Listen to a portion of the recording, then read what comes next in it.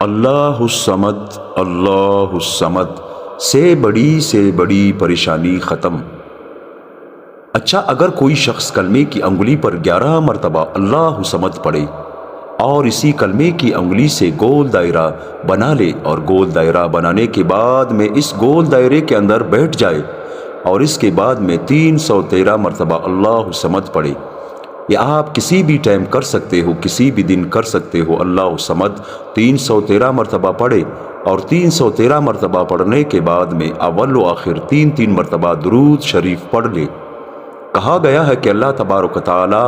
اس دائرے سے اٹھنے سے پہلے آپ کی ساری مرادیں پوری کر دیتا ہے،